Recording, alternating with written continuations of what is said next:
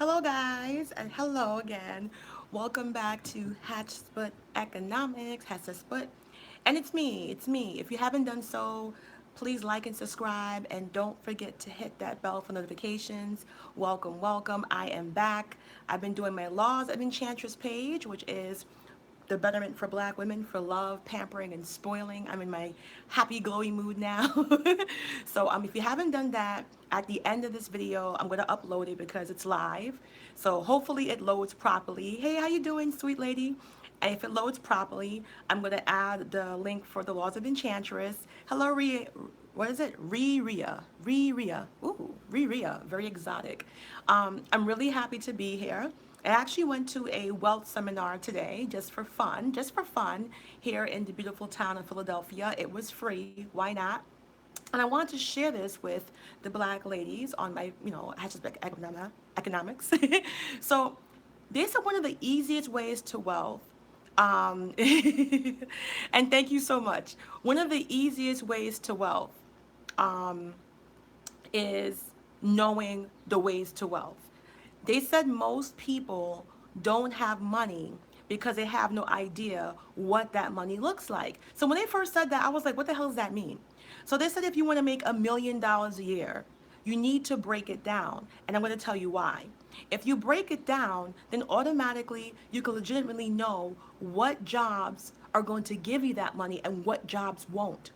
Think about if you're going to college and you graduate from college, or while you're in college, you make a definitive choice to say, no matter what I do, I need to make $1 million a year. So if you're able to break that down into what that looks like in 6 months, what it looks like in 3 months, what does that look in 4 weeks, then you can automatically connect yourself to jobs and operations that are going to produce that monetary value. But we don't do that. We say $1 million, but I don't blame you.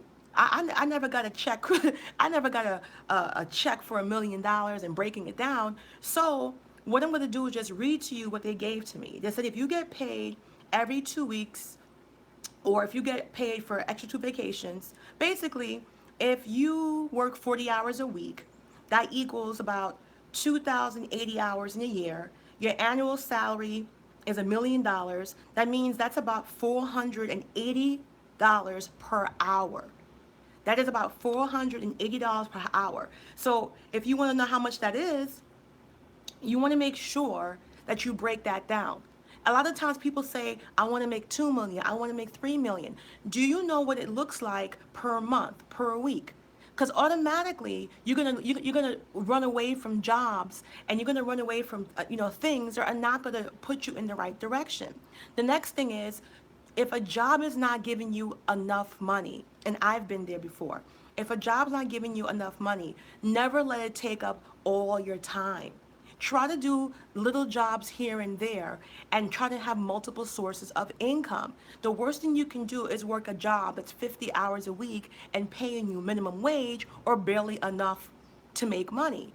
So just knowing what you want to do, getting a calculator. Let's just say you decide, you're watching this video and you say, yo, I want to make $10 million a year. It sounds like a lot, and it sounds utterly ridiculous when you say it like that. But if you actually get 10 million divided by 12 and divided by 40 hours, and you get to see what that paycheck would look like every single week or every other week, you can then start looking into occupations, entrepreneurship opportunities, and jobs that will actually bring you that. This is what they were talking about in the wealth seminar. It was a bunch of Jewish people. I assume that our Jewish brothers and sisters know how to make money. And it's not a bad stigma. I know some of them get very sensitive when you say that, but it's not. I would like that stigma. I would like for people to say, Connie, that's why you have money, because whatever. But a lot of us don't do that. A lot of us go into careers, we get educational. You know how I talked about having a degree and going to college is not the key. I know you guys by now, and people was talking crap about me, I know you guys by now, you have to see in the news the onslaught. You can't get a house now if you got a student loan. You can't buy a car. Shit, some stores won't even give you a credit card. Some jobs will do a background check, to check your credit. And if your score is too low, they won't even hire you.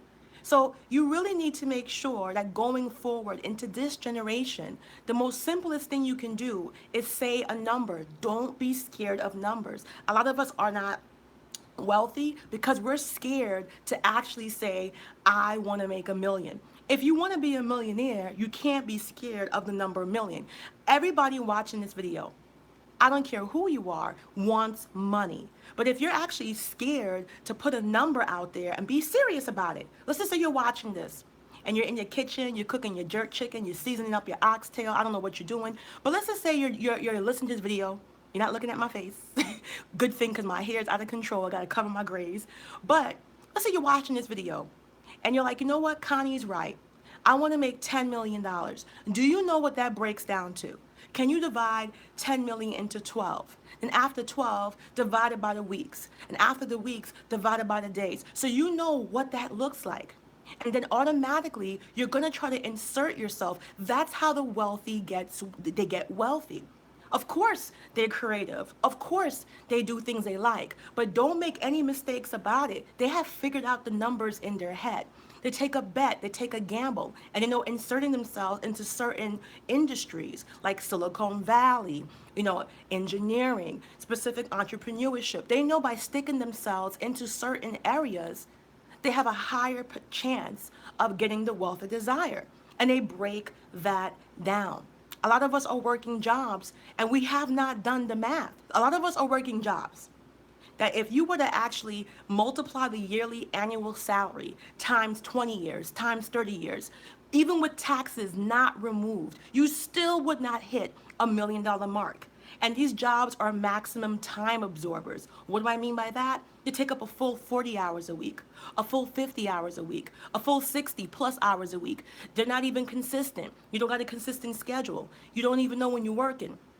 These types of jobs are not only are they insufficient to bring you the substantial income you want, it's going to be hard for you to even diversify your income because it absorbs your maximum time. You always want to try to get a job that fits your life. 9 to 5, no weekends, no holidays. Not so you can parlay, you haven't made it yet, but so you can utilize the extra time to diversify yourself. Or look for jobs that give you the maximum output with the minimum input, like sales jobs, commission jobs, real estate, affiliate marketing. Don't be scared. If you got a personality, sales is one of the best ways to diversify your income. Market something, sell something, get yourself out there. And that's the way you're going to become wealthy. And you can do this at any age. Doesn't matter if you're 21, doesn't matter if you're 61. Once you understand the number that you want to hit, you're going to hit it. You can't have a goal and don't actually make a goal. Meaning that if you want to be rich, you need to put a number. It's just like losing weight. It becomes incredibly hard to lose a weight if you don't have a monthly goal, a 6-month goal, if you don't have a static goal. So when you get on the scale, you can track your what? Track your progress. Well, consider this a financial scale. You want to track your financial progress. And it doesn't matter about debt. It doesn't matter about credit. It doesn't matter about none of that because you're talking about acquiring wealth now. And a lot of people of color don't understand you can do so much in a year. You can turn your life around in a year. You could do anything you want, but it's all about what you're willing to put in. And the simplistic of it is truly simplistic. It's not complicated. It's simplistic. The most challenging part is being consistent. The most challenging part is, hey, Danny, the most challenging part is establishing new habits. Let's just say you want to track your goal. Let's just say you give yourself a $500,000 goal. It's not that complicated to actually apply it. The complicated part is keeping up with it. The complicated part is being consistent, starting a new habit. So you got to be really hyper aggressive with yourself. Give yourself a reminder on your iPhone. I like to do visual stuff. Put stuff on the fridge with magnets. Use old-fashioned calendars. Write stuff down. At the end of every night, go through your money journal, any type of journal, and just keep track of your financial goal. It's not that hard. The hard part is just like dieting, just like exercising, or any new habit you want to implement. That's the hard part, is causing a consistent habit. So when I went to this wealth seminar, they talked about money. So you want to know, like for instance, a lot of people think $25 an hour is a lot of money. It's actually not. You got to remember, you pay taxes. You got to sit down and do a number. And when people get rich, when people were there and they're talking about getting absorbently rich, they were not shy. You can't limit yourself, but yet you want wealth. So sit down after you watch this video, get excited, sit down with your friend or your boyfriend or your husband or whoever you trust, or even by yourself. If you don't trust nobody, sit by your damn self. I don't blame you. Or with your daughter, whoever it is. And you guys can sit down and say, what's a number we can agree on? And don't be scared.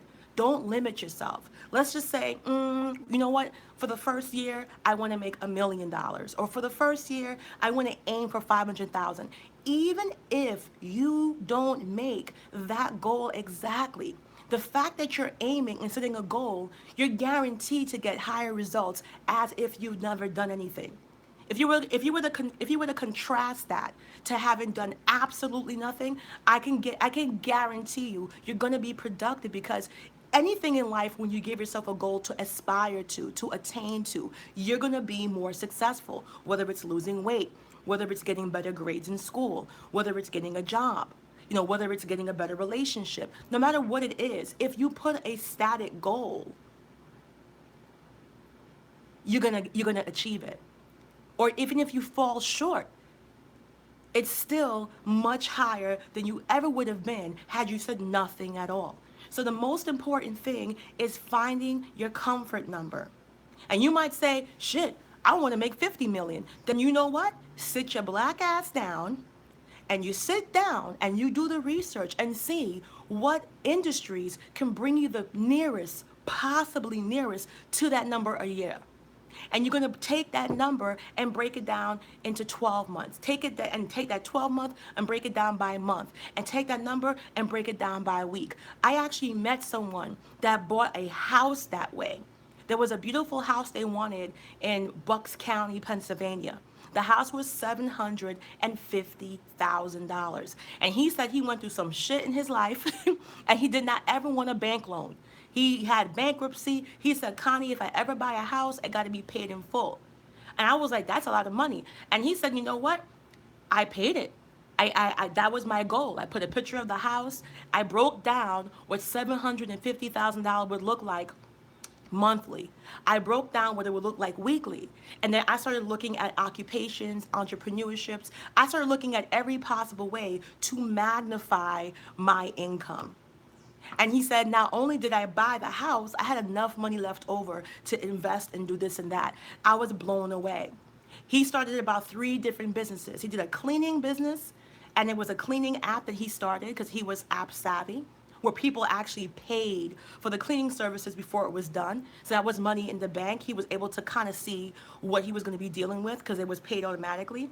Then after that, he started a home cleaning a business where he actually would go into people's homes, rearrange, redecorate, reorganizing, and all that. And last but least, he got into real estate.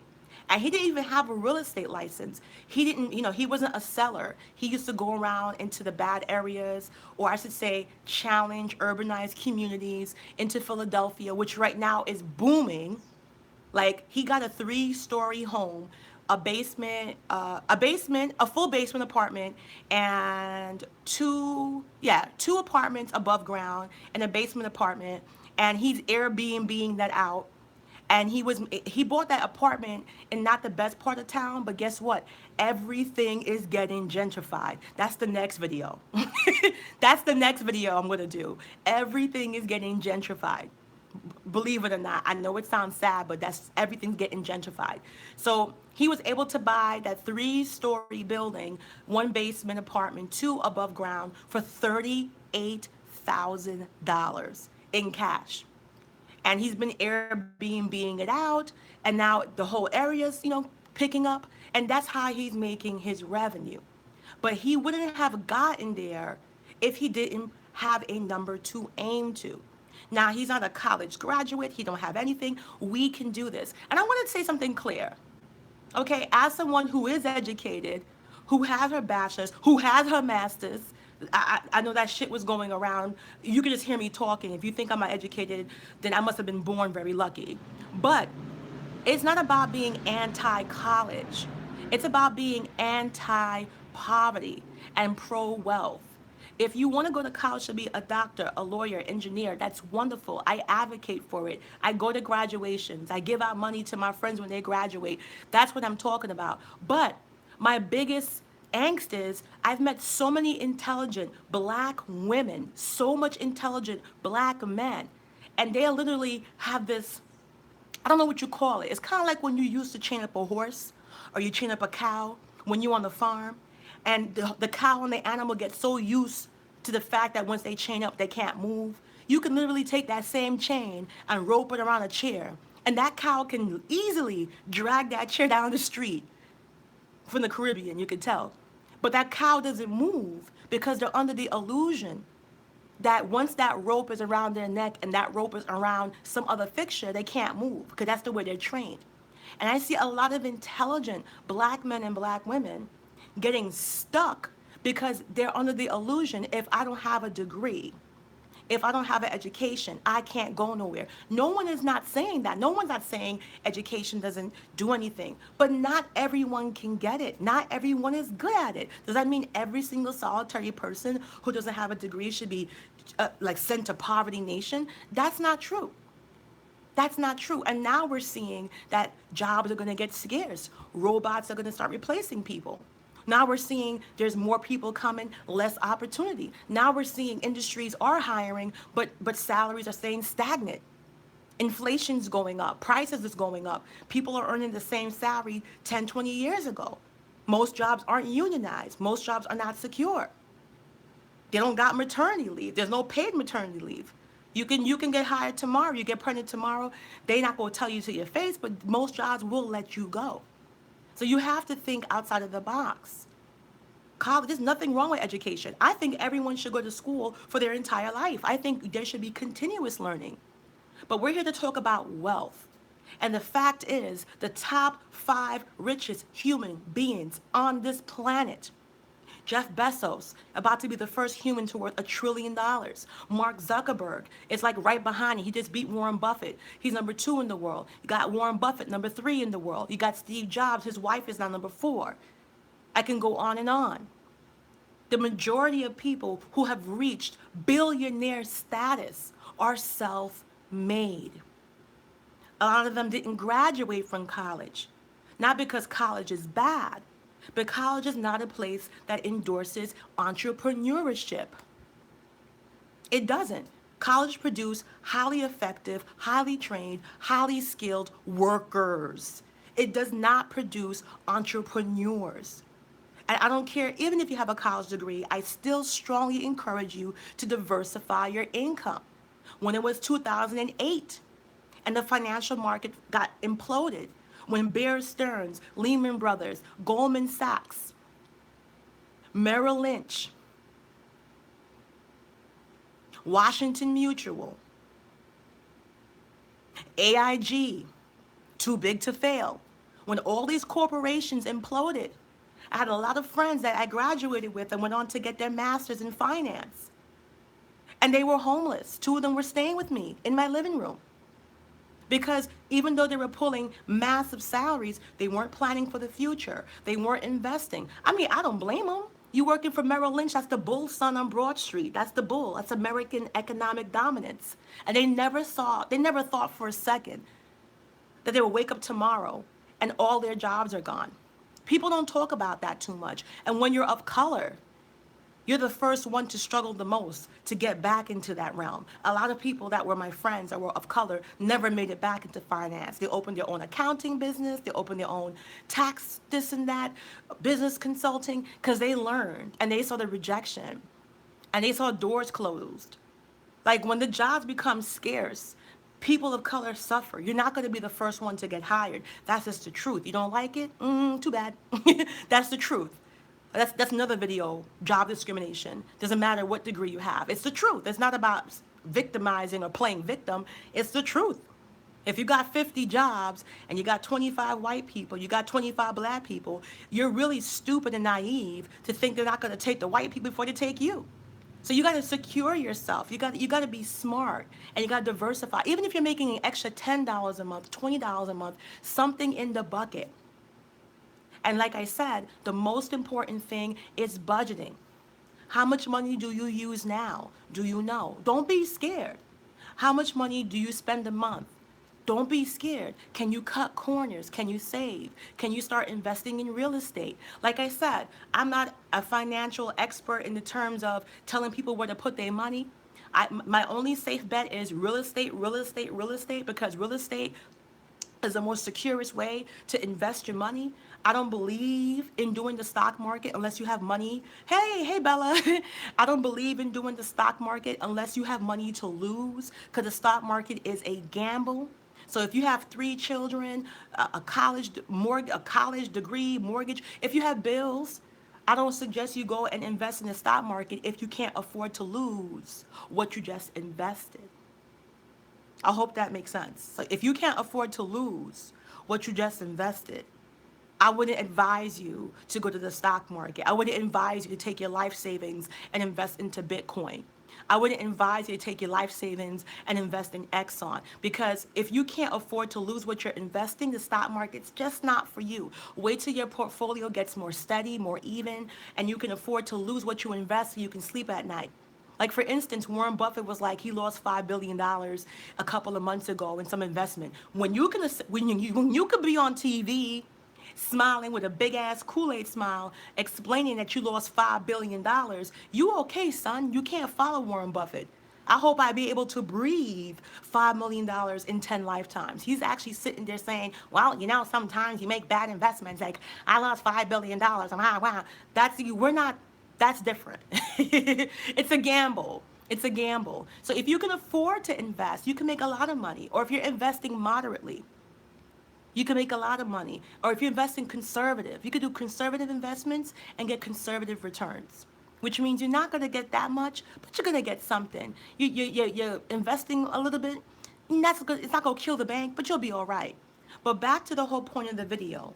The way you're going to get rich, it doesn't matter what you want to do, but you have to find a number. Make that number your goal. So if you're watching this video and say, you know what, Connie, I feel good at 300,000. I feel good at 400,000. You want to take that 400,000, break it down by 12 months, and then do your research. If you have a question about it, you can even ask me. Do your research. Everything I tell you, you can find out there. You can literally sit at home and build a nuclear plant based off of, you could build a reactor based off information. The whole world, the entire world is online. And it's what you choose to bring. And I choose to bring this information to my fellow black ladies, because when the video turns off and the YouTube video's over, my passion for black women is to make your life better. Not the drama, not the nonsense. I want to make sure that you're not wasting your time, because time is also a limited commodity. You can't get it back. If you're 30 years old, guess what? You live more than half your life. Some of you won't live past a certain age. Sorry to say, your time is limited. And you want to pass on generational wealth. You want to build a legacy. You want to make sure every generation has a stronger foundation, and it builds and it builds and it builds. And that's what you want to do. And there's no more important time than now. Black women, look around you. I travel for work. They're gentrifying even the most challenging urban neighborhoods.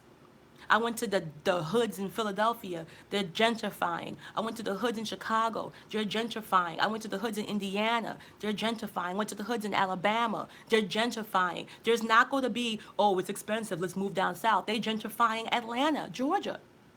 Land is a limited commodity. You can only build oh so much up. I took a video probably 2-3 months ago, I think in the beginning of May 1st, May 2nd. And I videotaped in the hood in Jamaica Avenue. It's still here. They were building luxury apartments on Jamaica, Queens, son. If you're not from the hood, you don't understand. That's where 50 Cent got shot. That's how hood it is, Supton Boulevard. And it's still a very challenging urban area. But they're planning, son. They're building apartments that cost $2,000, $3,000. I went to Nostrand Avenue in Brooklyn. That's the hood. And they're building up $2,000 studios and high rises. There's not going to be a safe place for you to run. And I do not want to see my fellow black women get caught. Don't waste your time. The wealth is out there. You can listen to this person and that person, but obviously, if I'm telling you this information, obviously, I'm doing this information. I don't look crazy. I don't look like in poverty. People that are in poverty are not going to come out here and waste their time on YouTube and pay for wireless and pay for the time and energy to go. They're not doing this. You see my videos. My videos don't get that many hits. My mission is, if I can change the life of one black woman, if I can make one black woman's life better, then I can die tomorrow and truly say, you know what? I gave purpose. All I can do is give purpose. I don't know who's going to listen, but there's a lot of noise out there. And there's a tsunami coming. There's an economic tsunami. My last video I did before this was called Kamikaze. They are coming for the poorest of the poor. Apple just built one of their newest corporations, one of the poorest areas. Facebook just built one of their massive empire corporations, one of the poorest towns in America. And you might say, oh, that's great. No, it's not great, because wherever those places go, the rents skyrocket. And the people who need the space the most can't live there. Someone actually messaged me today and said, Connie, but where are we going to go? Connie, I'm worried. I'm a single mom. I got 2 kids. Where am I going to go? I said, I don't know, son. They might put some of y'all niggas in orbit. They might put y'all niggas on some satellites. And y'all might have to fly around the orbit. They might put y'all niggas in orbit. You think I'm joking? And then they're going to be like, yo, you didn't pay your orbit bill. And they're going to put you in the outer rings of Pluto and shit. It's serious. And that's why I'm saying I don't have time for the drama and the back and forth. I haven't even been in YouTube for a year. I came to YouTube world in October. In October, I opened up my channel and I didn't do nothing for a while. But I'm passionate about this. I know what generational wealth can do. I know the massive impact. I'm first generation Jamaican. My parents, my entire family, I'm the only natural born American. And if my grandmother was selfish, if my grandfather was selfish and said, we're not going to work and buy a house in America, that's how we got here. They secured general wage for us. Yeah, it's true. Thank you, yeah. Yeah just said something true. It's because in those poor areas, you can buy houses for cheap.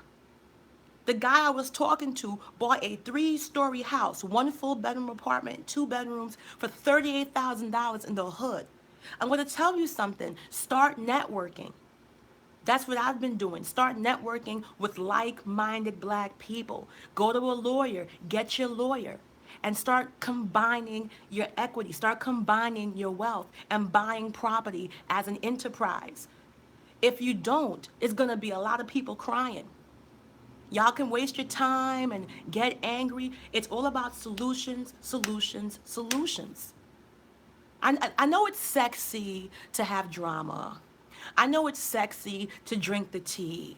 I know it's sexy to talk about all the frivolous crap, because we are hardwired for drama, especially black women. We're so used to being in a hostile environment, in a hostile community. We treat each other the same. We're hypocrites. We get mad at men for doing stuff, and the way we correspond with each other is no better than the men. We do the same shit. So I know it's hard to get out of bad habits and have a unity. I know it's hard to look at the bigger picture and look at the impact that people can bring to lives. That's why I came. That's why I'm here. And I won't go, because I know that my mission here is more important than any other nonsense, because I know the black women I have helped, who's come to me with $1 and literally start a business, who's come to me and say, Connie, I want to get into real estate, and I got them into real estate and they're selling. And they're only in their early 22 years old. That's real. I know the black women who had extra money in the corner, and now they're investing. They're telling me, thank you, Connie. I'm investing. I'm starting to play around, and it's so fun. They have the extra pocket money to invest. I know the black women who look at my economics and now they feel informed because I'm bringing the news to them. Like I said, I'm not doing anything magical. You can build a nuclear reactor from the information. It's what I choose to bring to you. Everything's out there. Who shot JFK? I don't know. Everything's out there. But this is my sincerity and my passion to you. It's not about clicks and likes. If it was, I wouldn't be here. It wouldn't be here. But I travel through United States. There's not going to be hoods in Compton no more. There's not going to be hoods in Florida. And you might say, as a black person, there might be a disbelief because you're like, but where are you going to live? They don't care, son. That's what you don't get. They don't care. They had gentrified Brooklyn. Brooklyn was probably the most famous hood in the United States. I went down to a city I hadn't been to in years, and I was shocked to see gentrification firsthand. The blocks on top of blocks of hood disappeared. Yes, and how would you expand my wealth? So the first thing awkward. Your name is awkward. Welcome. Thank you for listening. Thank you for the comment. The first thing you want to do is get a number and stick to it and be able to be accountable. So awkward. I feel funny saying awkward. Brooklyn is. I was born in Brooklyn. I was born in Kings County, Brooklyn. I was born in Kings County, Brooklyn. I spent the majority of my life in Brooklyn. My first home, everything in Brooklyn. No matter what somebody else is telling you, nah, that's not true. I was born in Brooklyn, in Killer County, Kings County. And I'm telling you, black women, y'all can waste your time complaining about this, complaining about that. That tsunami gonna come and it's gonna slam this shit out of you. It's gonna slam this shit out of you. I'm telling you right now. You can listen to assholes telling you, I don't own a home. Fuck you think I look. You think I live in the hood? Does this look the hood to you? That look at the hood to you? You don't see the river in my backyard? Look a hood to you? I'm telling you, the best places to invest are the places you can afford. I make it easy for you.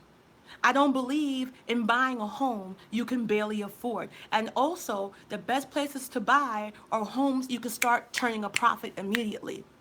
And what I mean by that, don't buy a home if you have not figured out before you make that purchase how to make that home profitable. Meaning you want to run an Airbnb out that house, you want to rent out that basement. If you got a nice backyard and you don't got, touchy neighbors, you can throw parties. If you got a pool, Airbnb, you have to sit down and figure out a way to make that home profitable instantly. You could rent out the garage. I don't know, if you have an attic, convert the attic. You have to figure out a way to make that house flipping. You can flip houses as long as you have the money. And if you don't have the money, go to your sisters. Say, have an economic party in your house. Get 5 or 6 girlfriends. Get a lawyer. Get a notary so everything's legal. Don't trust no one when it comes to money and business. Make it legal. Be like the Jews. And say, listen, sisters, there's a nice house down the block. It's run down. It's condemned. I checked with the city of New York. It costs like $325. If we buy it and flip it, we can sell it back easy for $700,000. Are you guys down? That's how they do it. That's how the Chinese did it. When they were giving the Chinese mad problems to come here, because believe it or not, Chinese people have discriminatory issues in migrating to this country, and they told the Chinese no. And they told the Chinese the only way you can come here, one of the few ways, is by opening a business. That's why there's mad Chinese restaurants. I learned that on the video from Vox, VOX. Chinese people got together and pooled their money together and opened restaurants. That's why there's so many Chinese restaurants. Not because they want to cook. They don't want to cook for your black ass, but it was the main way to get them there. Yes. Well, that's difficult. I would actually, you see, it's difficult because they treat black people funny with Airbnb. Because black people don't know how to act sometimes. Like, if you have a nice apartment and you Airbnb it, it's public. It goes online. The people, your landlord will know. So you have to come to some type of agreement. Probably he want a percentage, or can you sublet? Are you allowed? Every home, every apartment is different. There's no blanket rules. I would never tell you to do something in any way, shape, or form that would endanger you as a tenant.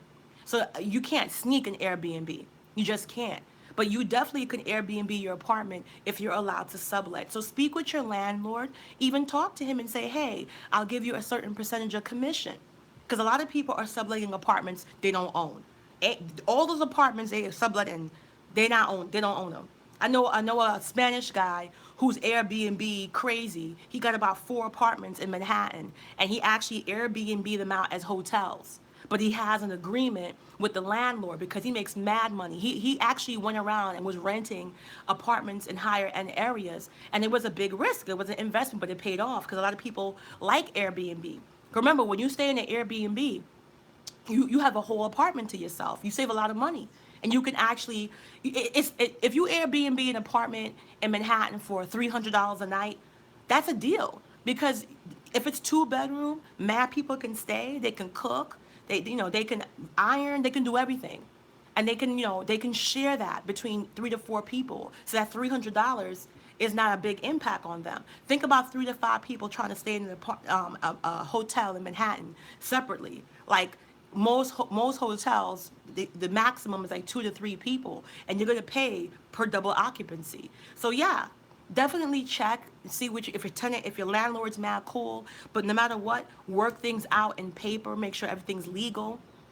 The desirable thing is to Airbnb property you already own. But let's just see, you can like work with your landlord if he's cool, let your landlord make money. But the thing is that if you're looking to flip houses, get together with your friends, get together with your brother, your uncle, make sure the contract is written out, make sure it's legal, it's business, it's business, it's business. Don't do no I got you son, no, none of that. No I got you son, none of that. You want to make sure it's legal because an economic tsunami is coming and we don't have to suffer. There's enough wealth in the black community if black women network to each other.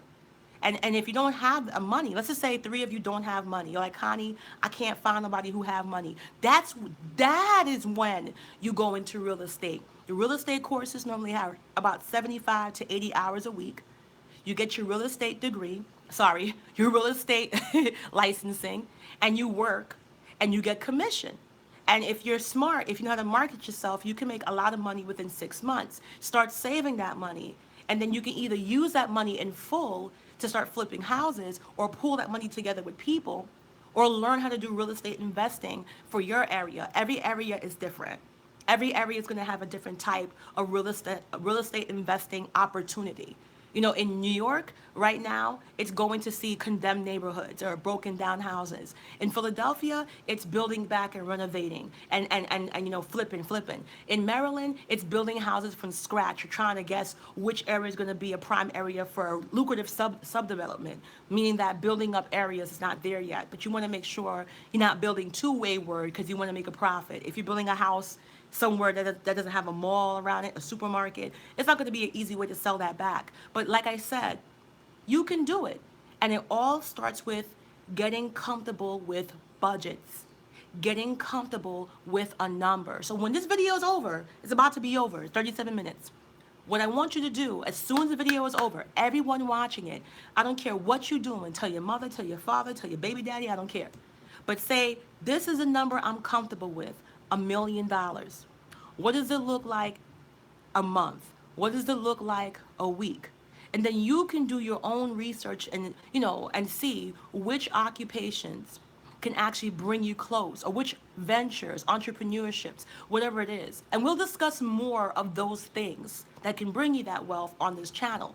But get used to what it looks like on paper, because that's where it all starts. And get used to analyzing your budget. How much money do you make a year? How much money do you spend a week? Are you in a deficit? Are you in debt? Just know where you are. The reason why people don't get rich is because they love numbers, but then they're scared of it. They love money, but then they're scared of it. I know people who won't even check their account.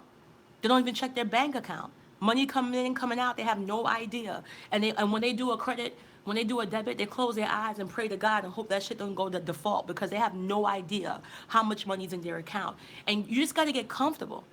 And believe it or not, that can even help relationships and marriage, because money is the biggest hindrance towards divorce. Money is the biggest hindrance towards a lot of their personal things. So that's it. That's it for this video. I hope you guys learned. If you have any questions or comments, let me know. If you want to know what $1 million looks like, $2 million looks like, you can go on Google. You can just ask a question and break it down for you. But I'm serious about your wealth. I'm serious about your advancements. This is a serious time we're in. You're welcome, MP. Very serious. I'm telling you, I wish I could take all y'all on an airplane and just drive you around to the hoods and show you what they're doing to Detroit. There were auction houses off in Detroit for $1. So go online and see condemned neighborhoods. Go online and see. There's a house that's in Queens I've been trying to buy, and I know that shit is a good house, but they don't want to even give out the price. My email is CLW, like my initials, Connie Loren Walker, and the numbers 057919 at gmail.com.